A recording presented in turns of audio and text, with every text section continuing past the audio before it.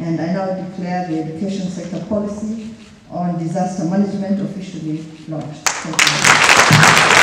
The main objective of the policy is to establish an inclusive institutional framework for disaster management in educational institutions in Kenya. The launch comes at a time when the education sector is confronted by the effects of heavy rains as well as spate of fires that have destroyed school infrastructures in various parts of the country. The development of this policy was the culmination of a consultative process between the Ministry of Education, development partners and other stakeholders. In the past, disasters and emergency have impacted the education sector in a number of ways: disruption of schools' calendar, damage to school structures, equipment, inaccessibility of schools due to destruction of roads and bridge, psychological trauma on children leading to poor concentration and focus in the classroom. The interventions outlined in the policy include, but are not limited to, the development and strengthening of capacity at all levels on disaster management in education sector. The policy provides framework, collaboration, coordination and management of emergency in the education sector. It further reinforces other policy and guidelines such as the Tehe Education Sector Policy on Peace Education 2014, the Education Sector Policy for Education for Sustainable Development, and the Health and Safety Standard guidelines for schools, which are currently being implemented in learning institutions. The policy will be disseminated for implementation in all the 47 counties under the overall leadership of Director General as the chairperson of the Ministry of Education Disaster Management Committee. Stakeholders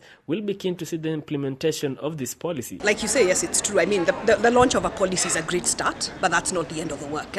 We need to get into implementation and see the effects of it on the ground. So yes, they've been a lot, but I see this as a situation where it's a great first step.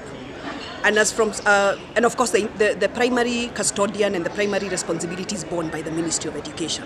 But as Save the Children, we would be supporting the ministry in terms of ensuring that we are following through on the commitments. We'll be looking, my ask would be that we have an implementation plan, an implementation framework that is actually costed, and therefore we can start thinking about budgeting the framework.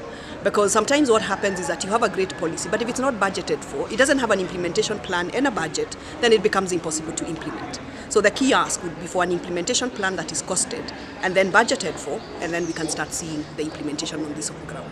The biggest hurdle in developing our children's welfare in this country, be it education or health, is implementation of policies and report. We have so many great reports, but they are yet to be implemented. For the good of our children, it is our responsibility, for me and you, to make sure this policy is implemented to the latter. Let's ask the hard questions and hold people accountable. From Toto News, I'm Titus Karaoke.